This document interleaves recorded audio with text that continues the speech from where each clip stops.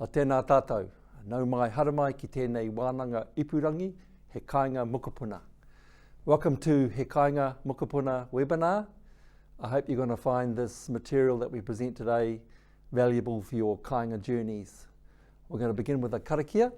So, māku e tīmata.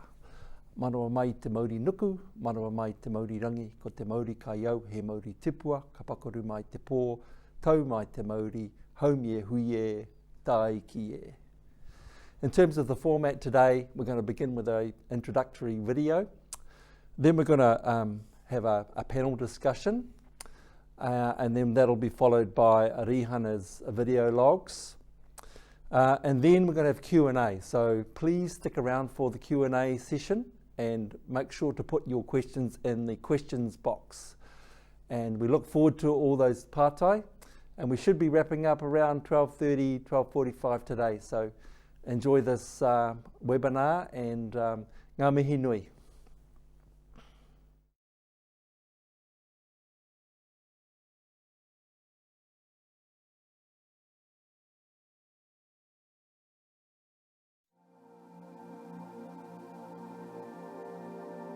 Kia ora, Rau Hoskins, Ngāti Hau, Ngāpuhi, Director here at Design Tribe Architects, and my kaupapa is advancing Māori housing aspirations, and in this case through nano whare tiny home solutions. If we look back 60 years ago, some of our whānau were still walking into the ngahere and the repo, and a week later having a whare. Going back 20 years earlier than that, with the urbanisation of our whānau, we were manpowered into the city through the Manpower Act in World War II. Then we were both encouraged and legislated into the city with Māori Affairs housing. And of course, once you leave your home areas, you lose, first of all, the whenua to build on, and you also lose access to any original materials and technologies that you had. So everything to do with your shelter is determined by someone else. And that was fine when Māori Affairs was active and supportive, and Māori ended up in warm, safe, dry homes in the city. They were built of native timber. You still had a quarter-acre section. You could still have a mahinga kai and full employment. So life was comparatively good until the 70s, when we had the oil shock, high inflation, higher unemployment, Māori being probably often the first to be let go, and then suddenly you've got the worst aspects of urban living sort of confronting you with lower incomes. And of course, building costs have increased exponentially, from the 1960s. Land costs have gone up exponentially. So our whānau from the early to mid-70s have begun to feel those effects of deprivation resulting from spending more on accommodation, and that's gotten worse with the lack of state housing and us not having easy paths back to our rural homelands.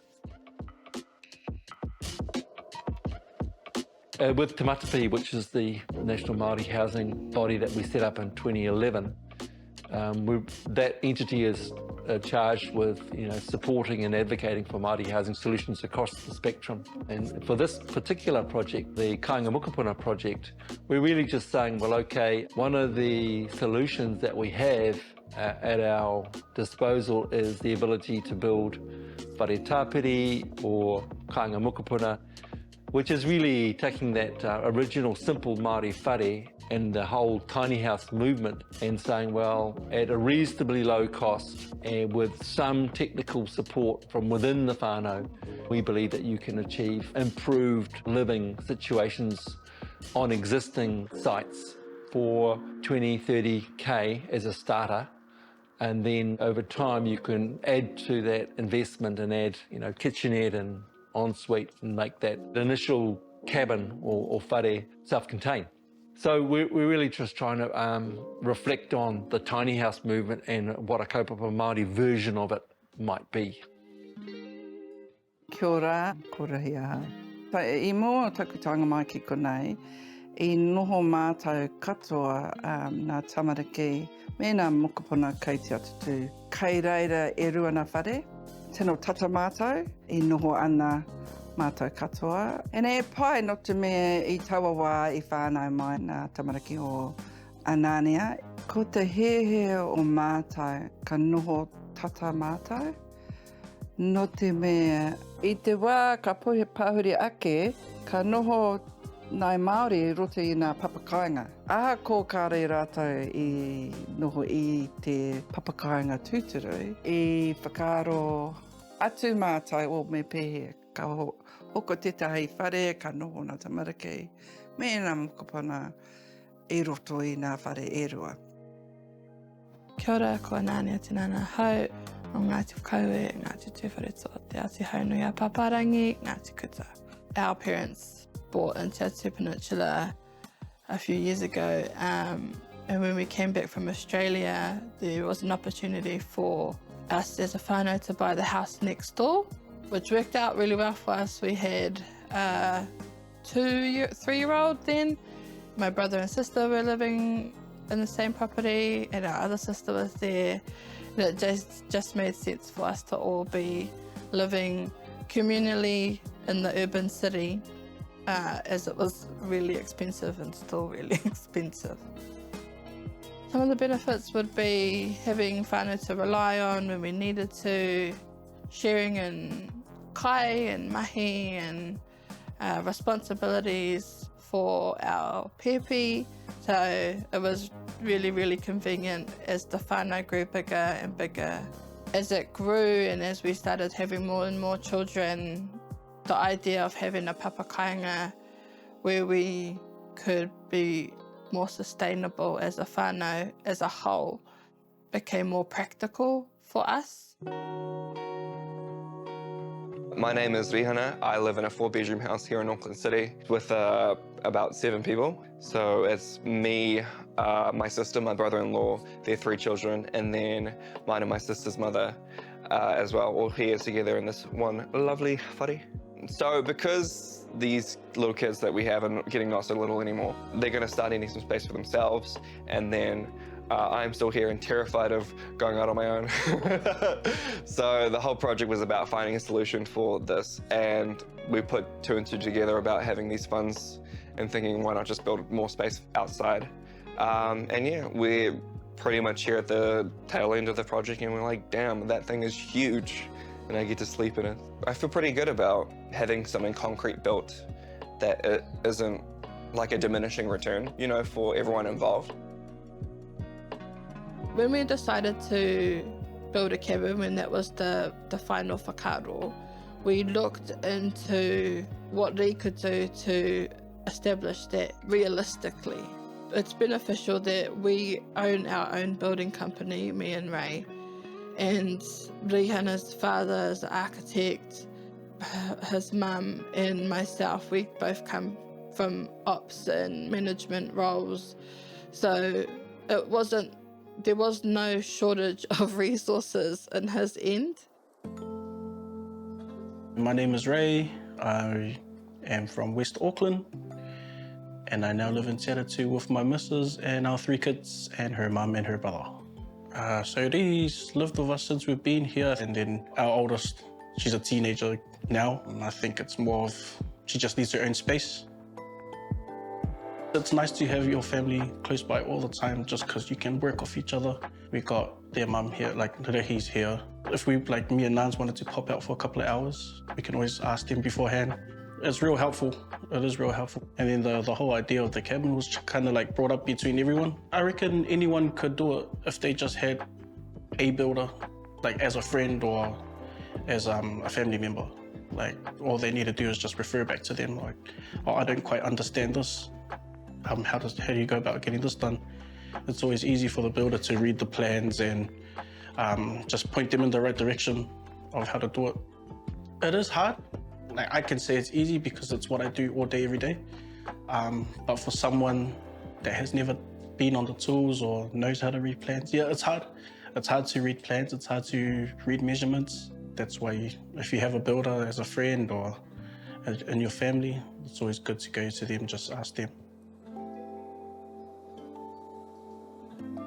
If we go back to our original kāinga, we lived in hapu units, which were collections of closely related whānau, which were not nuclear whānau. and they were designed so that the youngest and the oldest could be supported by all the able-bodied people in the community. So if we fast forward to today, when we've got a lot of housing pressure and a lot of social pressure involved with urban living, the ability to have extended whānau living, not necessarily all in the same house, but on the same site, is of huge benefit to everybody.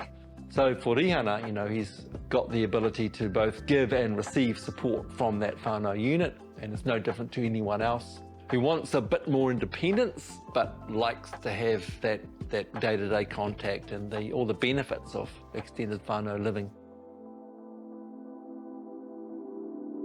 For this particular project, what's really important is that the messages that are being given are that it's not necessarily easy to enhance your kāinga pathway in an urban setting, but there are things that can be done.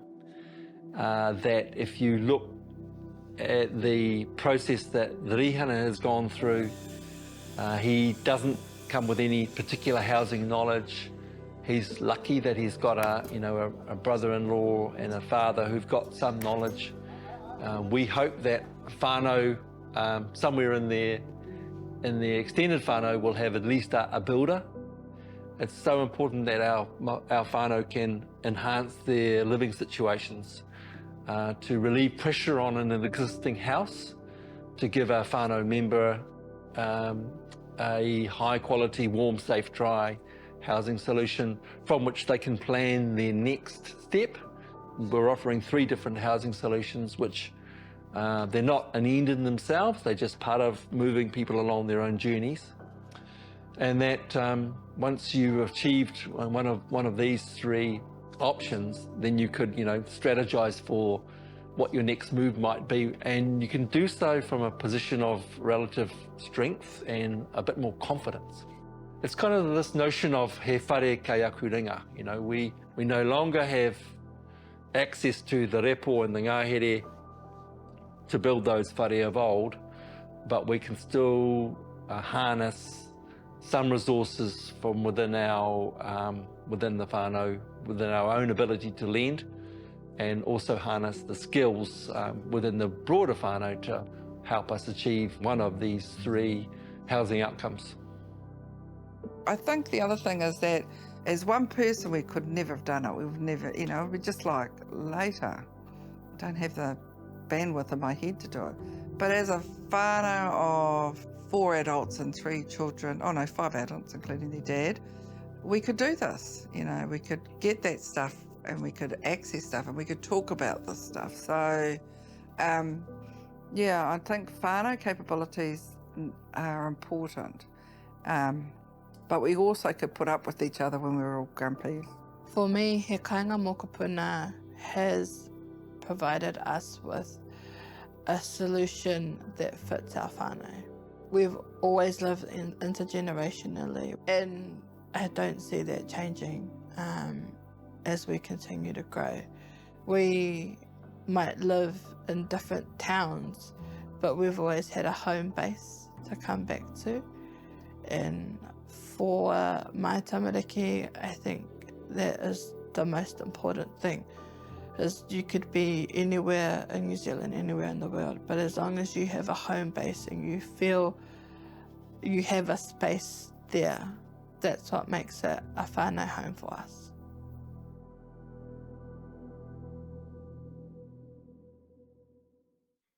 Kia ora, ngā mihi. Could you please introduce yourself and tell us about your role in He Kāinga Mokopuna design project and what inspired you to get involved with the project? Tēnā koe, Ella. Rau Hoskins from Ngāti Hau, Ngāpuhi. And my role was to lead the design component of He Kāinga Mokopuna.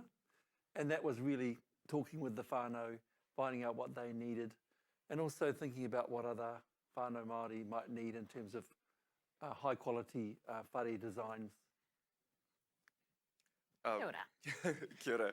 I'm Rihana Hoskins Te Nana.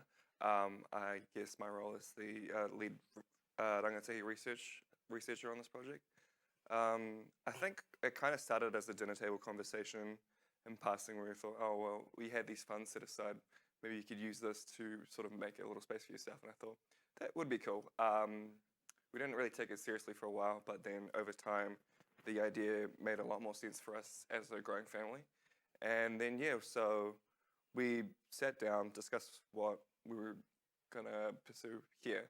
And then the actual project was built around the idea, where I documented the whole process. So, yeah, cool. Kia ora. Alofa, my name is Raymond Esau. I acted as Rihana's building advisor for the project. Inspiration for me was, like Rihana said, my kids were getting older, so we needed to make some space for the older ones and help the bro out with his whare at the back. So that's what the inspiration started from. But then over time, it turned into how it benefits not only just whānau Māori, but also Pasifika. For myself, my personal experience growing up in a house of 20 plus, if we had access to like this information back then, it could have been real beneficial just like for my family. If I can come back to you, Rau, could you give us an overview of the He Kāinga Mokopuna design project, please? The He Kāinga Mokopuna design project really began from whānau conversations around needing additional space, but recognition that if we were going to go on this journey ourselves, then there would be value for other whānau Māori in just walking alongside a process of creating additional space, initially for Rihana in the backyard, but then of course 2 other designs as well, which could be made available to whānau Māori and be directly useful in their own journeys. And so really the process was one whereby lots of whānau conversations, some really good support from BBHTC, then the ability to dive into the design projects itself, and really enjoyable process, seeing whānau members step into different roles, most of all seeing Rihana in the finished whare. Absolutely. And on that note, how do you think this project is going to really benefit whānau Māori? For me, it's kind of been a huge benefit to how I'm living right now. I've got the biggest room I've ever had. The process of actually contributing to helping build it was a good learning curve as well. I also think that we weren't really using that backyard space for much of anything. So kind of turning, this idea into something physical and then reaping the benefits of it afterwards is a pretty solid choice on our part. And yeah, we've added equity to the house, I think. So it's good. Yeah. If I can turn to you again, Rau, what specific needs of whānau Māori does this project address? If we think about whānau Māori and where we've come from as a culture, we grew up in cluster dwellings in the hapu kāinga environment. So we haven't come from very large houses with lots of people. We've always been able to build additional whare as required, and if the hapu got too big, you went over the hill and started your own hapu. So the notion of creating additional space is one where you have to have some resources and financial resources. You have to have some design resources and some building consent, some knowledge of building systems as well. So that's the team that we wanted to assemble to make sure that we had a building advisor, we had our Rangatahi lead who could speak to the process from go to woe, and we had someone who could speak to how to design culturally sensitive whare that could be used in conjunction with what we call a parent dwelling in either suburban or papakainga settings. So I'm just going to focus on talking with you at this point because I'm interested in your dual role as both the lead researcher and architect in this project, and in what ways your architectural background influenced the research and the design. Yeah, I'm lucky that I've been involved in research for around 20 years, as well as being a director of an architecture company. And one of the specialties that we focus on at Design Tribe is Kāinga Māori. So we've had to look in detail at what makes a Māori whare and what are the parts of the design which are problematic for Māori with mainstream designs, and what are the aspects that we want to make sure we can include in our own designs. We're used to, as Māori, receiving designs from other people, from builders, from developers, or from Kāinga Ora or Housing New Zealand Corporation. I think putting Māori in the driver's seat in terms of actually designing our own environments is very liberating. Process that really enjoyed moving into here. So I think the key thing with these designs is to make sure that they actually do help move whānau Māori along their own housing journeys, that the designs are high quality but not high cost, and that the advice that we provide alongside the designs is accessible and most of all able to be uptaken. If I can move to you now, Ray. Kia ora. Can you tell us about your role as the building advisor on this project? Yep, sure. So my role is pretty simple. It's just kind of nudge Ri in the right direction of how to get it started. Also with material-wise, just kind of finding the right materials, what the alternatives were for the building. But yeah, that was basically my role. Fantastic. But what were some of the challenges you faced during the project? You know, how did you overcome those? Challenges, probably time. It was always easy to plan out the time, but you know, you have weather to worry about, and just tradies not available to come in. So that was the biggest thing, was time and managing every tradie to come in and do their part, but also getting these to jump on the tools too. If I can turn to you now, Rihana, can you explain your role as the Rangatahi researcher in the project? I'll try my best. It's kind of a very all over the place kind of role. So I was, you know, initially the idea was mine to start with, and then BBSGC had me pretty much document the whole process into a, you know, quick and easy format online. So uploaded stuff on TikTok and Instagram. Yeah, and then as well as working closely with Ray with doing all the buys for materials, looking for an electrician. We didn't do plumbing for this one, it's just like a big room, but yeah, Ray was a huge help with that. And yeah, so I think my role kind of boils down to not dumbing down the information, but presenting it in a way that makes, you know, somebody watching the videos feel like, oh yeah, I could probably pursue something like this for myself as well. So yeah. That's a really interesting point. So, I mean, that leads into the next question about what unique perspectives you think you bring to the project as Rangatahi. It kind of feels like my lack of perspective and understanding kind of mirrored the question of how to fix this problem or find a solution for what we're dealing with here. Yeah, so with, you know, Dad and Ray's help, and also Mum and Nan's as well, it's kind of finding the way to ask the right question and get the answer in the end. You know, don't be too shy or too proud to ask for help with things you don't understand, and just work with what you got. So yeah, this is kind of the end product of that.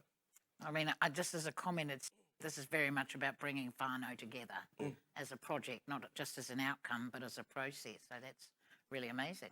Yeah, it's we're kind of always working together anyways. I think even back as a kid, I was going along, me and my sister were going along with a lot of Dad's builds on Kāinga all throughout the country and stuff like that. So I was familiar with what he was doing, you know, and what he could sort of provide for me with in terms of the design and stuff like that. So yeah, I think. Yeah. So I'm going to return to you again, Rau, and ask you to talk about the key features of the He Kāinga Mokopuna project and design. Yeah, well, there's 3 designs that we've created. There's a sleep out, which is the whare tākerekere, which is Rihana's one. And that's designed to be simple, low cost, high quality sleep out or cabin, no plumbing required, also no consent involved. The second whare is a whare tūhanga, which is slightly larger. It is a self-contained tiny home. And the third one is the whare mangainga, which is our 60 square metre 2-bedroom whare. And I'll just talk briefly to each of those designs.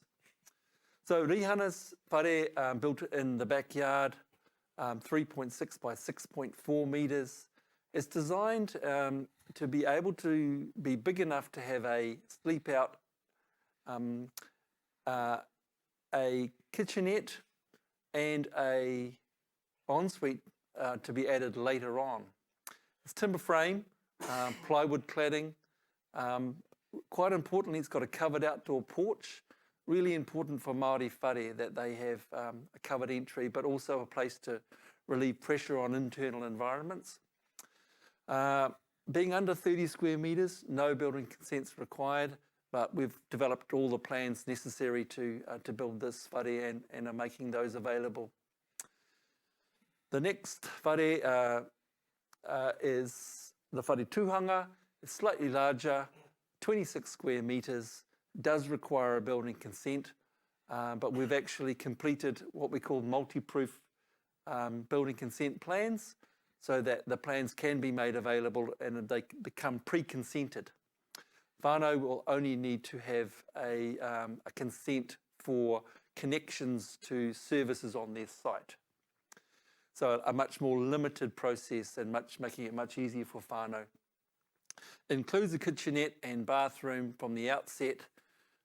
Again, a covered porch, and it can be self-contained or it can be built in conjunction with a suburban or papakainga whare as well. The third whare is the whare mangainga. It's a self-contained 2-bedroom rural or papakainga whare. Sometimes can be built in people's backyards and suburban environments. In our bigger cities, there's fewer and fewer backyards available that can accommodate a 2-bedroom whare. But with the coalition government's policy, granny flat policy, we've designed this whare in anticipation of that legislation coming through. And so by June next year, you will be able to build a 60 square metre house with very limited consenting in both rural and urban areas. Key features, it's designed to have a kaumātua kuia, a couple or a small whānau, 2 bedrooms separated by a central bathroom, kitchen, dining, living, open plan, and once again quite a generous covered porch. The trick here was 60 square metres is not very large, so we've had to work very hard to squeeze 2 bedrooms in there. We've got combined bathroom, laundry and toilet, and that's probably one of the sacrifices we had to make to fit all of that functionality under that 60 square metre requirement. We're really hopeful that these 3 sets of plans will both inspire whānau to look at their options on their own whenua and also give them some tools to really begin that journey. And, with advice that we've managed to provide to Rihana, so with some building advice within the family and with someone who can take the plans and use them to get a building consent just for the connections to services, and by that I mean the connections to the electrical and the plumbing, wastewater. With that sort of support, we believe whānau can be well placed to just create additional area that can free up space in the existing houses and give wider members of the whānau high quality room to grow, to build good lives. You've covered all of those points really well, thank you. So, Ray, if I can ask you then how you manage the timeline and the budget of the project and keeping it on track. Yeah. So we were given a specific timeline. I think it was 20 days to get this project done. I had my own personal timeline to get it done before that. So obviously with other tradies having their own commitments to their own jobs, just trying to pencil them in as well. So it worked out for us, and just building connections with them for their own kind of platform to showcase their talents on it too.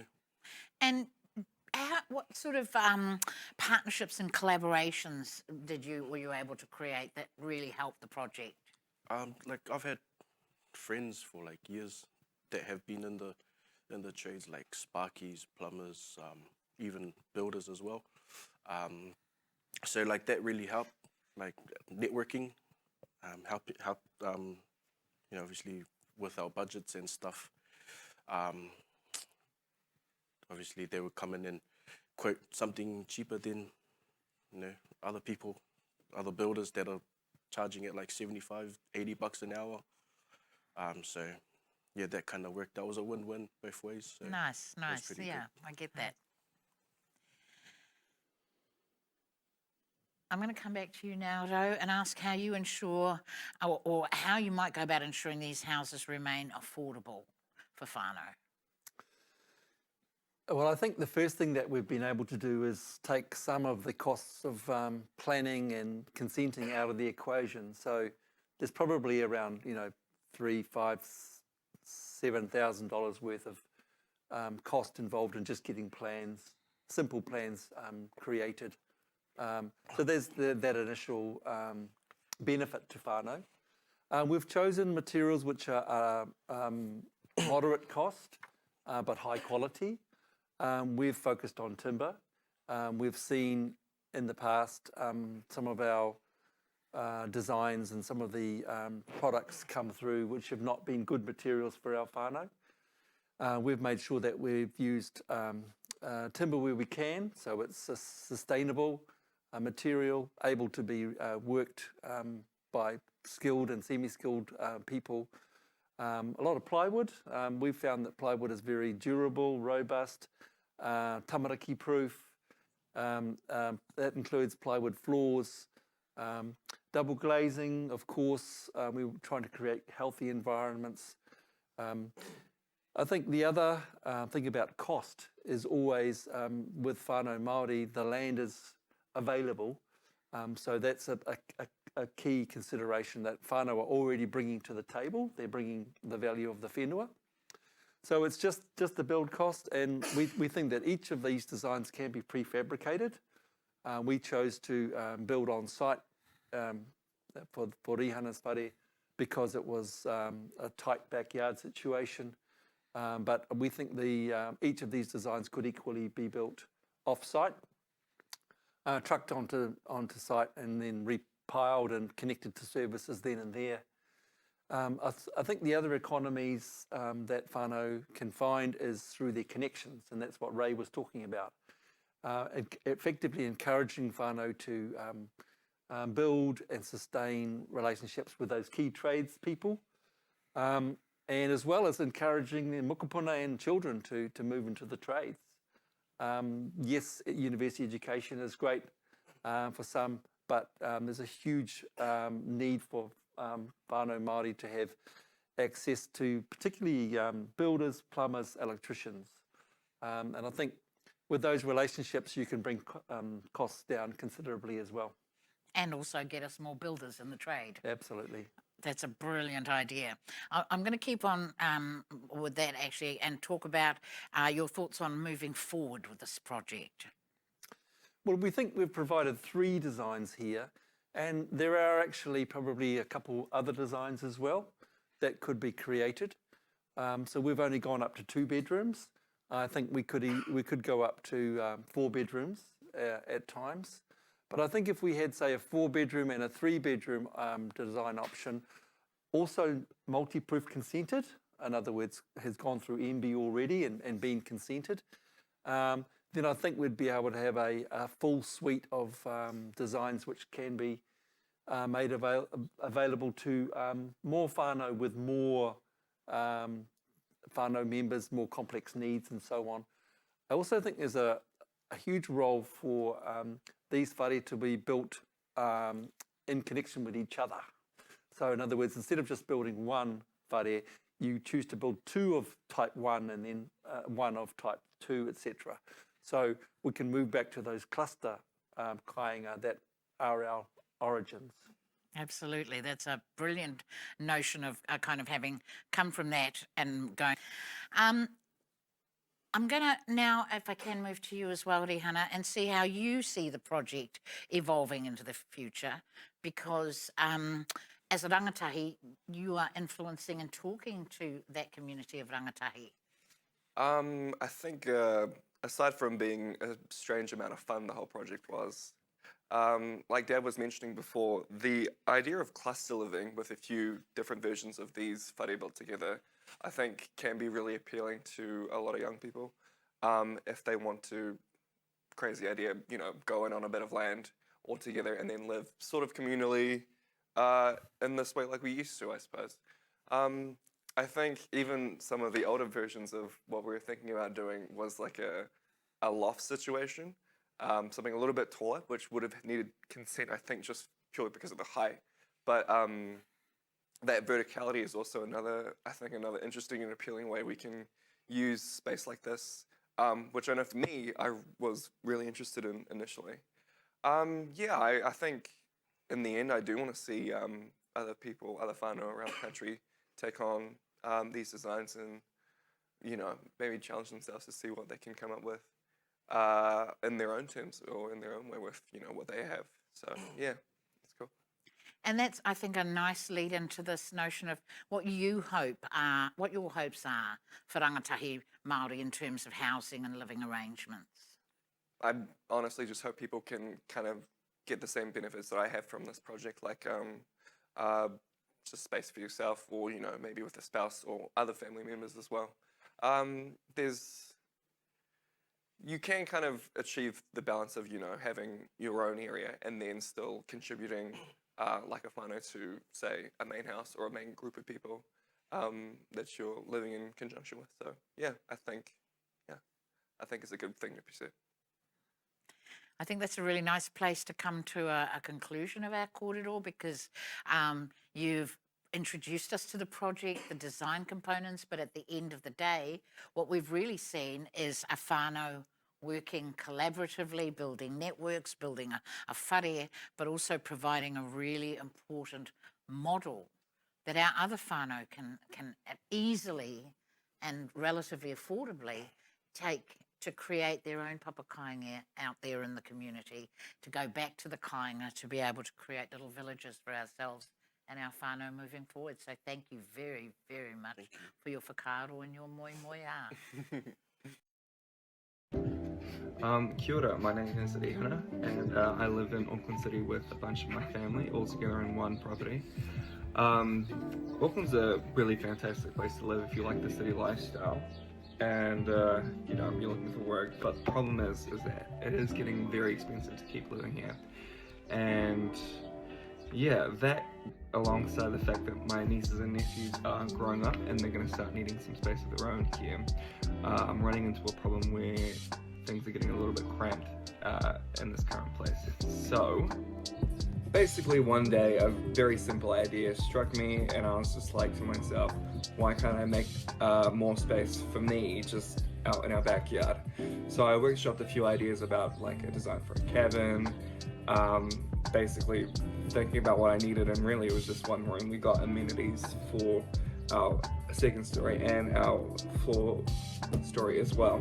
But here's the rub. I am neither an architect nor am I a qualified builder of any sort. So while I can imagine what I want in my head, I just really don't have the know-how to go about making that happen. But luckily for me, I have people in my immediate family who are both of these things and have a wealth of knowledge in this field of what we're probably doing, even more than what I'm thinking of right now. But yeah, I thought, why not run it by them, see what they think would be a really good solution to go with, and yeah, and get this show on the road, I suppose.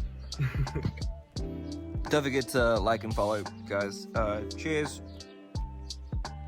Alright, hi, welcome back. This is technically the third video in my series where I built a cabin for myself. Today's gonna be the first day of building-ish. A lot of digging is gonna be involved. Let's go. Alright, so this is the first drop of materials here. It's my brother-in-law. He's so cool, helping me out with this whole thing. So there's the wood for the framing, I believe. Concrete right there, super important for today.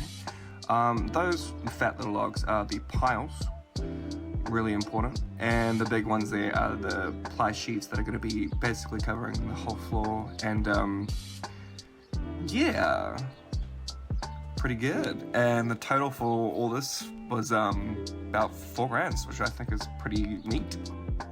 Alright, and we're off to Highpool to rent us an auger to dig these piles because digging them by hand is absolutely awful. Wouldn't wish that on my worst enemy, to be honest. This is me pretending to go over the plans, even though they don't make sense to me, but they make sense to these people. So there's my brother-in-law Ray again and his boys, and his project manager Manaya. Yeah, she's really super smart. And now they're just measuring out the section. Oh, dog cam. They're curious and, well, they still have to come down and do their business, so they're annoying the whole time.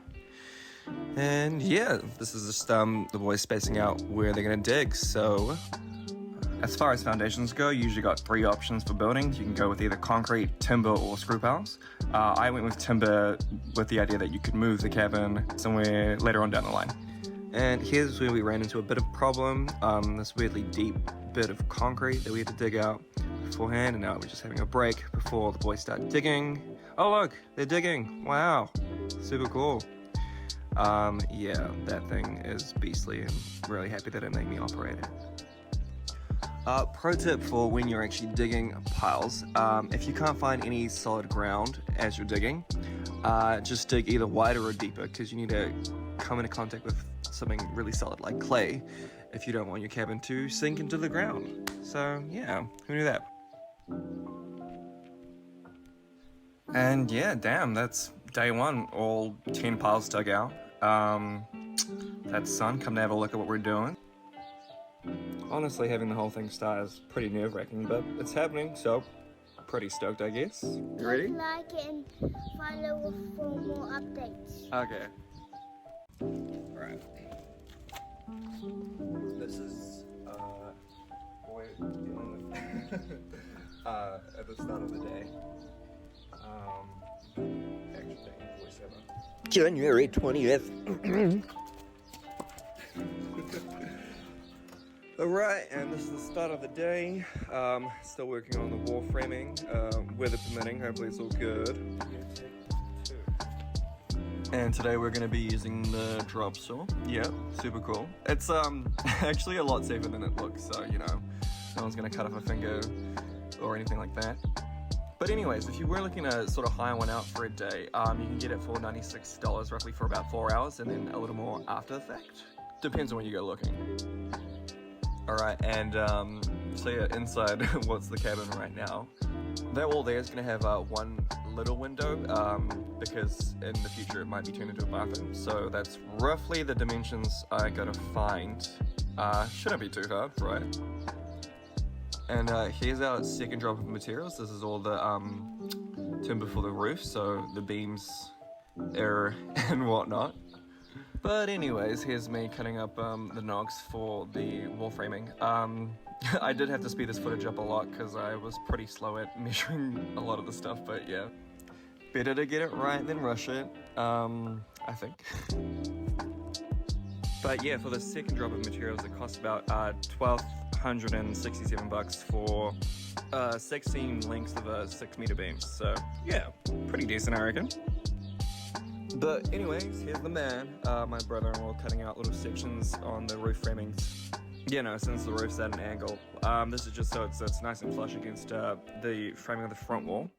And yeah, this is all the beams going up. There will be more framing to go in between these parts here, but yeah, it's making good progress.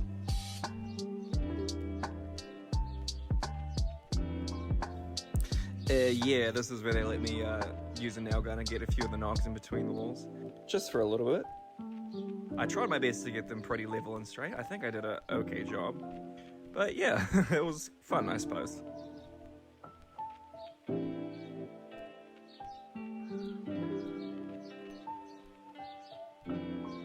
Alright, and this is how it's looking at the end of the day.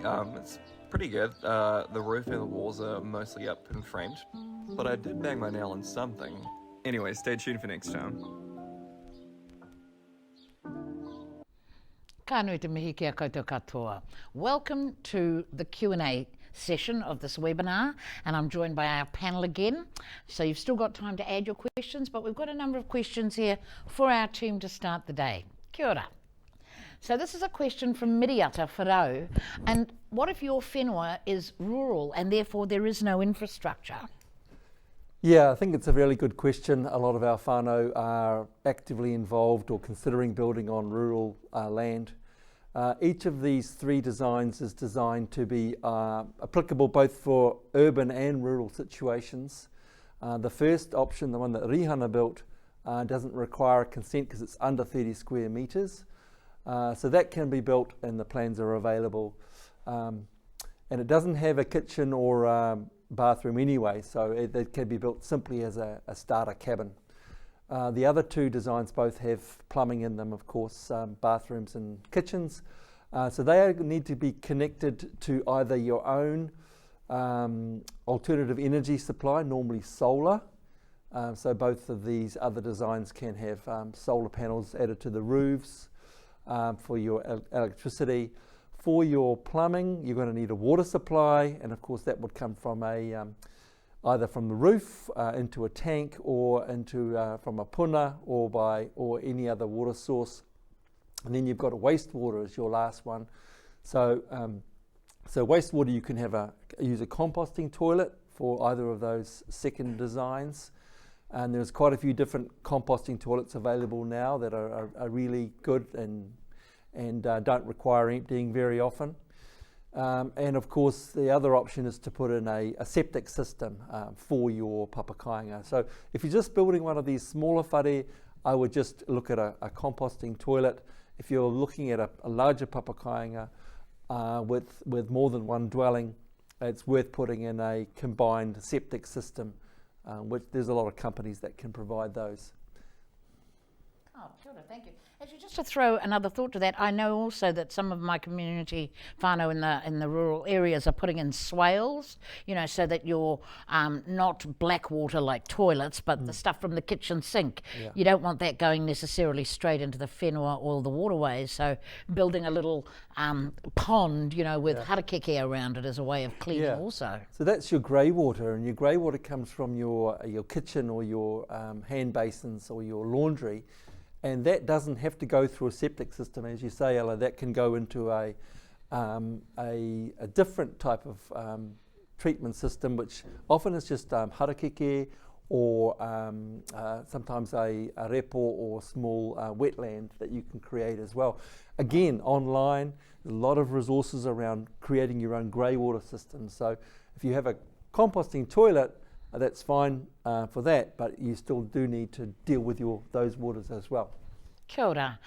So we've got another question coming up. This one is from Zoe for you, Do. She asks, does the granny flat changes the government plan to roll out help the mahi in terms of whānau not needing consent? Again, another good question, Zoe. The granny flat policy, and hasn't come to legislation yet, but the policy, which is still being refined, is going to make it much easier for buildings up to 60 square metres to be built in rural or urban settings. The exact requirements haven't been determined yet, but we've created this design in advance so that whānau can actually start on their planning for this.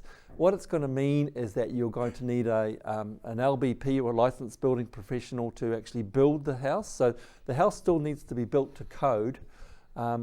It will need what we call a limited consent. So there will be, you won't need a consent for the building itself, but you'll probably still need some sort of consent to connect to services in either rural or urban settings. Fabulous. So we've got another question coming through. This one is from Christine, again for you, Rau. So would this suit an actual Papa Kāinga setup for 7 houses? Yeah. houses? Yeah, so it would, absolutely. So these 3 designs are made available, and what we imagine is that along with perhaps some bigger whare as well, like 3 or 4 bedrooms, that a 7-house Papa Kāinga, you would probably want, at least a couple of 2 bedrooms and maybe one of the other smaller whare as well, the tiny homes. We've found that a combination of different whare types is really important for Papa Kāinga because everyone's got quite unique needs. It also means that whānau can, over time, move from one kāinga to the other based on their changing circumstances. You've got people downsizing, older people kaumātua wanting to have a bit less space, and then people who are having more tamariki needing more space. So absolutely these whare designs have been designed to suit Papa Kāinga, yes. Fantastic. Okay, so we've got another question coming through. This one is for Ray and Rau. So obviously everybody's keen to know, how much did this cost? If we start maybe with you, Ray, and then go on to Rau. So, like, for the building itself, material wise, came up to about 37,000, and that was just for material, but for everything.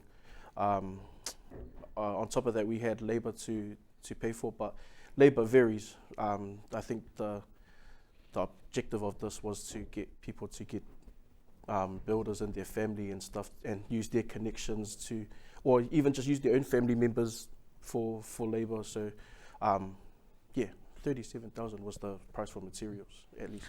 Yeah. And I think just in addition to that, what these whare cost, each of them cost, is going to be down to 2 things. One is how economically you can access your materials, and secondly, where you get your building support from, whether it's whānau or friends or commercial contractors. So that the building costs are going to vary quite a lot, and of course people need to spend their time to make sure that they're getting the best deals they can in all areas. But whānau contacts, absolutely, that's what was required here. We had all raised contacts plus another friend who was able to provide roofing and cladding at a very economical rate. So what we're focusing on with this kaupapa is to make sure that the designs are quality and the materials are quality. We do know that there is a lot of cheaper alternatives out there that are not necessarily going to be better and certainly not going to be healthier. And that includes freezer panel construction and other types of construction which are not robust or not good for internal moisture. So that's been our main focus. High quality, moderate cost. That's a good point actually you've raised, and that previous question about having more than one tiny house. There's actual merit in a group of whānau maybe coming together, because you increase your purchasing power if you're buying materials for 10 whare rather than 1 whare. So that's also, I think, a real incentive to get whānau working collaboratively. Absolutely, and if you've got a couple of extended whānau members building in the same larger Papa Kāinga area, or even over the next valley, cutting deals based on 2, 3 or 7 houses is going to give you a lot more buying power. So in terms of accessing these plans, which is the next question, the plans are available, and in the first instance you need to register your interest, and you can email education@brands.co.nz, and we'll put that in the chat. So just the plans are going to be made available to any whānau Māori on a non-commercial basis. So as long as you're using them for your kaupapa and your project alone, Paiana will make those plans available to you. That's a wonderful koha to our community. Okay, so this one is from Ida to Rau. If we were to cluster together, would these need to be consented differently?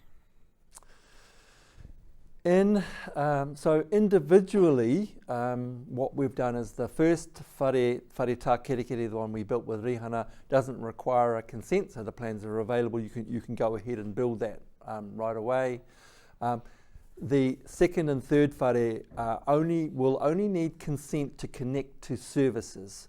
That's your urban or rural services. So the whare themselves will not need consent, and that's also anticipating the granny flat legislation as well. To build a cluster of them, it will depend on where you are building them, and it will depend on the district plan that applies to your whenua. So if you're in far north, there's of course different regulations to whether you're in Tauranga, Bay of Plenty, etc.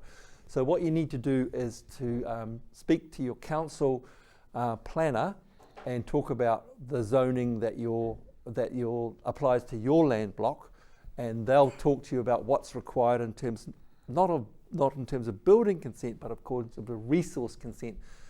Resource consent is what you're going to require for multiple dwellings on whānau Māori land. Fantastic. That makes perfect sense, actually. I mean, even if you had a bunch of little, the smaller ones, like Rihana's one, you'd probably still want some kind of central block for your ablutions and kitchen, and that's the one that you'd really have to find out what the local consent approvals are and connect to infrastructure. Absolutely, and that's a good suggestion, actually.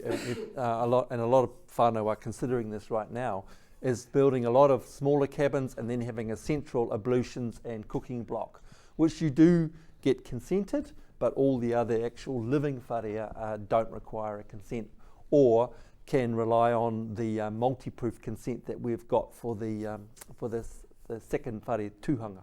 Nice, perfect. It sounds a little bit like an old-fashioned village. Funny that. Funny that.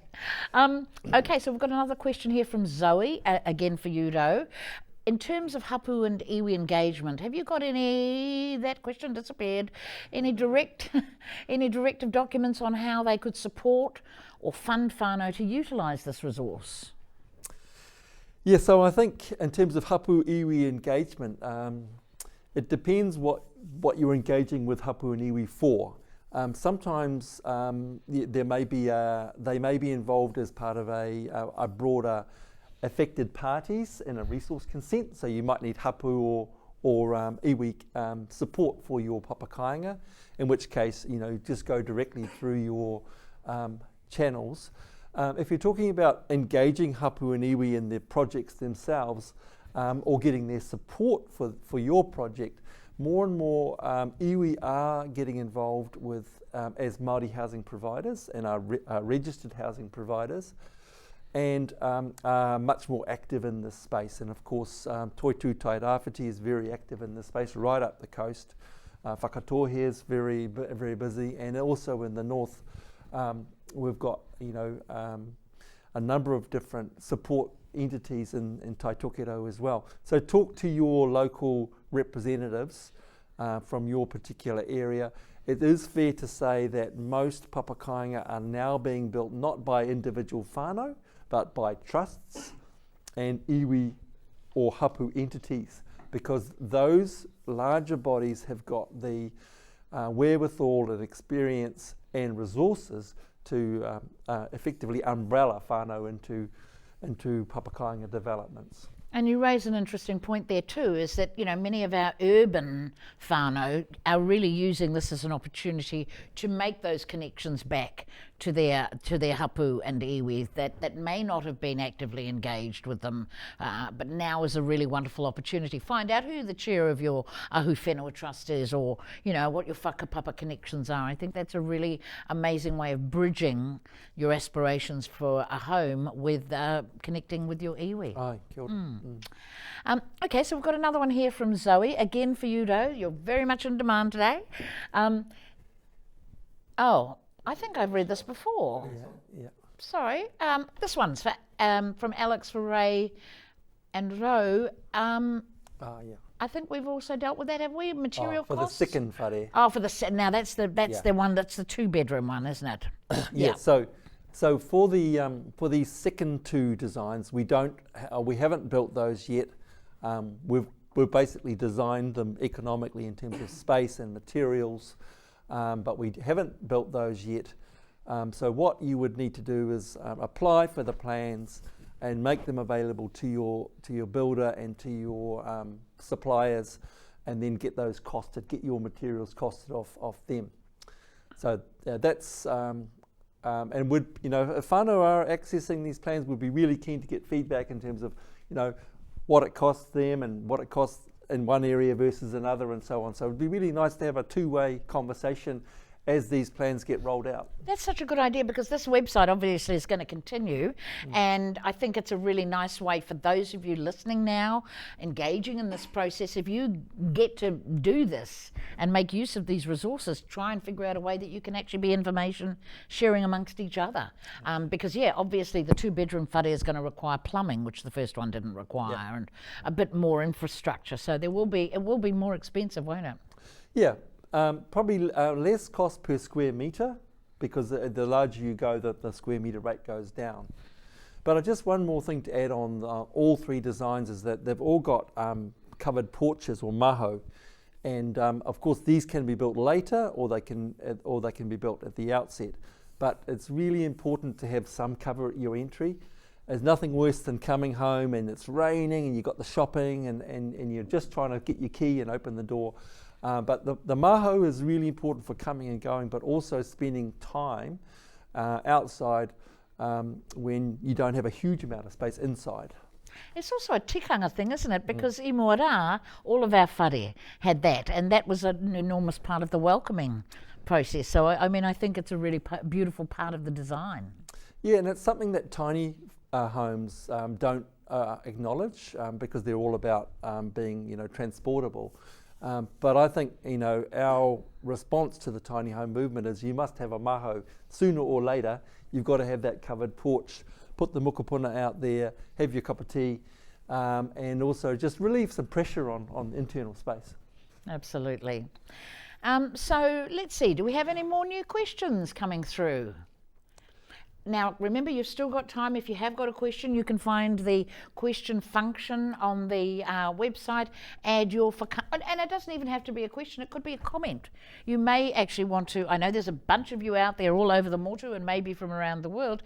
This is your opportunity to actually also have your say, because, you know, just from me on the outside, I have learned so much just from the time I've been involved with this project, not only about the process itself, but also the whakawhanaungatanga and the tikanga that underpins it. And I think this is a really lovely model for us all to be thinking about moving forward as we, you know, start to think about what kind of whenua do we want to live in, what kind of kāinga do we want to create.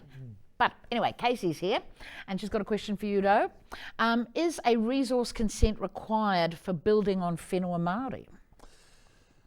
It is if you are building normally more than 2 dwellings on a site, and it is if you are building close to a waterway or a wāhi tapu, etc. So the short answer is it depends. Depends on your site.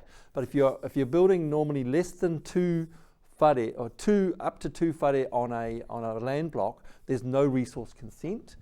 Normally over 2, you will get into a resource consent situation. But as per my earlier advice, talk to your district council duty planner and talk about, bring the details of your land block and ask about what the resource consent requirements are for what you're hoping to do.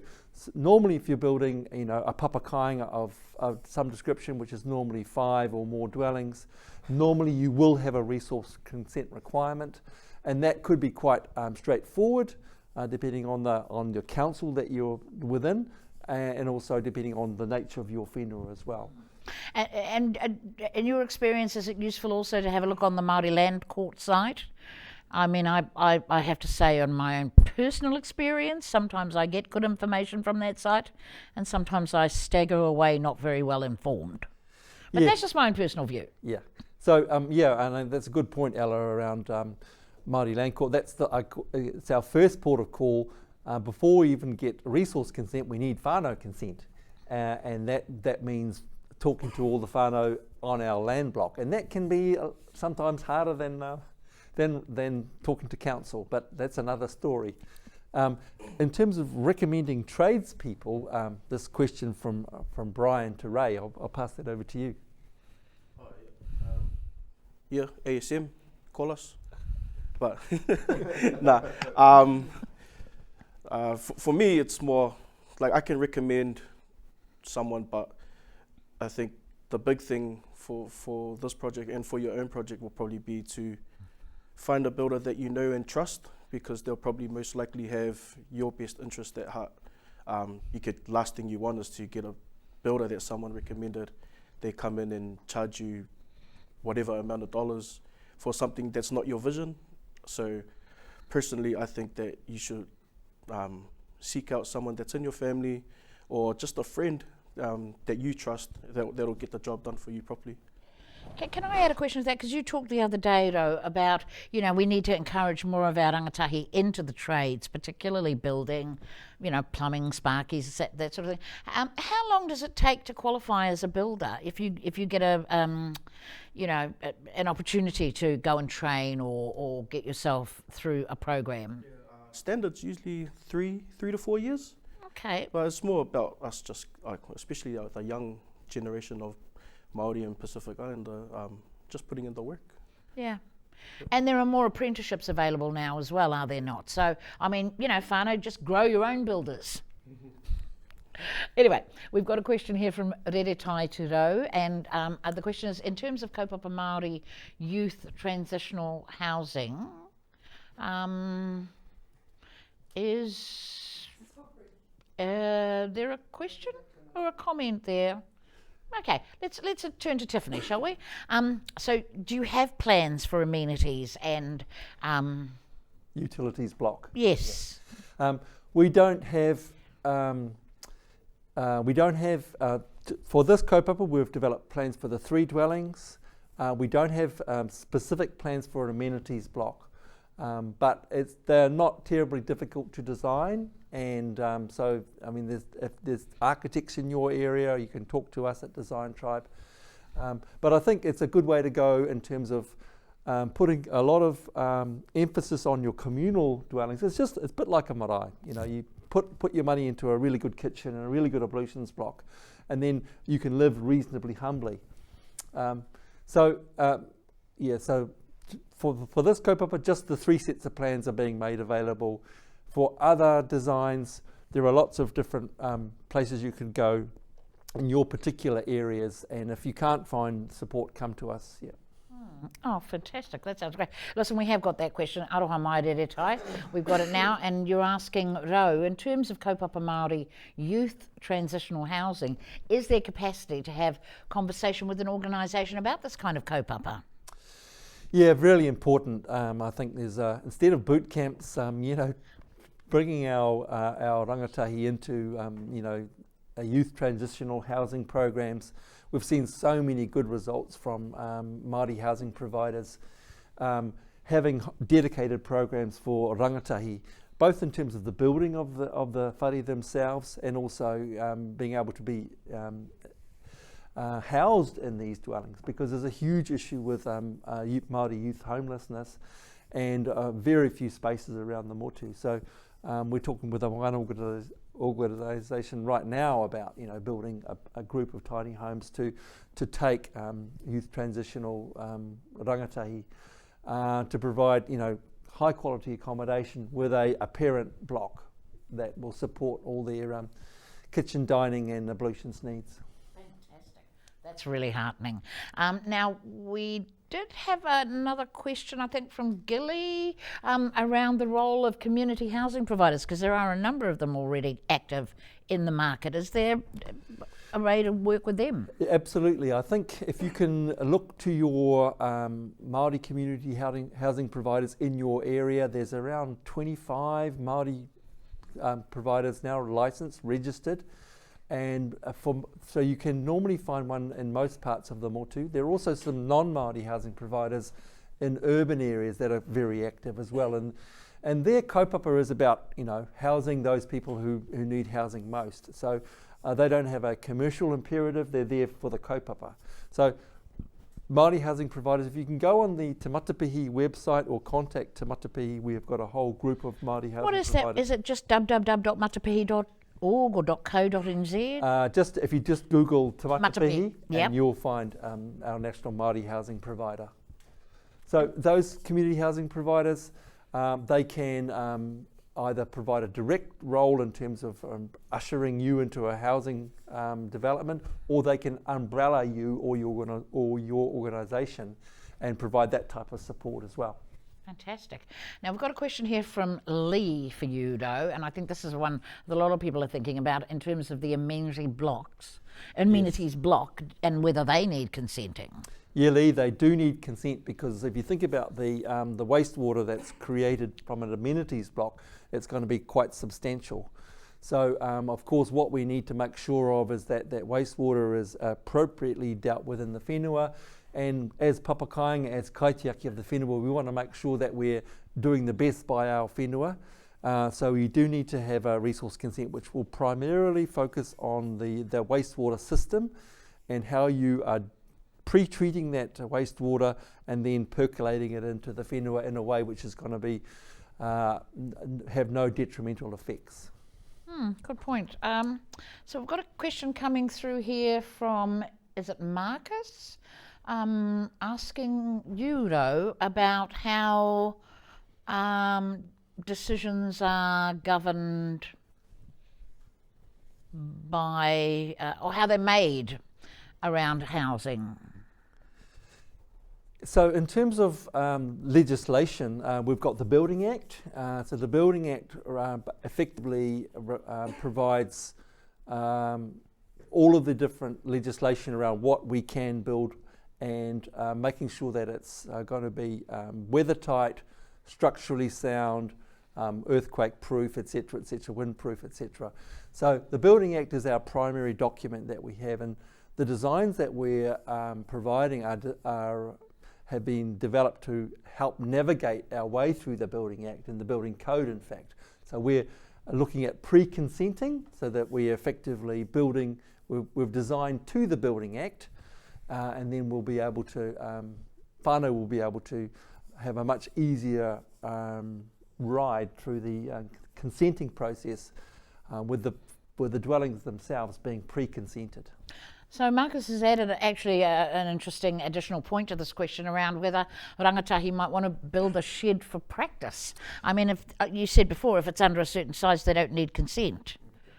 It's a good point, a very good point. In terms of, you can build a cabin or shed under 30 square metres without building consent, but it still needs to be built to the to code or to the Building Act. So. You should still have a builder or a licensed building practitioner there to support you in that process. So absolutely a great idea to get Rangatahi to build a shed for practice, but it still needs to be built to code, and that code will be the 3604 building code. And of course, if you've got a builder or a tradesperson involved, then they will be familiar with the 3604 code. We've got another question actually, but I think maybe earlier people didn't quite take down the details about how to get access to the plans. Do you mind repeating that? So if you email education@branz, that's branz.co.nz, and then you can register your interest for those plans, and we'll collectively be in touch to make sure that whānau Māori who are developing their own projects for their own kaupapa can absolutely receive these plans. That's fantastic. Look, we've had a really comprehensive time of extracting as much information as we can from this extraordinary group of innovators and creatives. And at this stage, it looks like you might have run out of questions. So I'm quite happy to say last call, like when I was a barmaid, last call, ladies and gents. Nope, then it looks like we have answered all your questions. More importantly, we've introduced you to the kaupapa. We've helped you to find out where the resources are. You've got the videos, you've got the blogs and the vlogs. So there's a lot of information. If you just tuned in late in the piece, it's all going to be out there, it's all going to be accessible, and more importantly, it's going to be made available to you as a taonga and as a koha. So I just want to take this opportunity to thank you all very much for sharing your mātauranga and sharing all of the mahi that you put into it, and bring us to a close of our little session. And perhaps you'd like to say some last words, Rau. Kia ora mai tātou. Yeah, as Ella has eloquently said, we just hope that this set of resources is going to be some sort of encouragement and inspiration and some practical use for whānau Māori and taking some ideas that they've had for a long time and actually starting to put, step 1, step 2, step 3 into place. As we have found from Rihana's journey, started from very little to no knowledge of building processes, and now he's got a pretty cool cabin that he's happy to be living in now.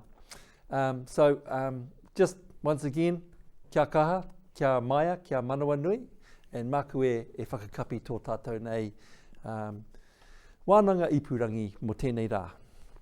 Nō reira, kia tau te rangi Māori e, kia horohe te marino, kia whakapapa pauno te moana, kia tere te kārohirohi kei mua i a tātou nei ara, ai. Kia ora tātou.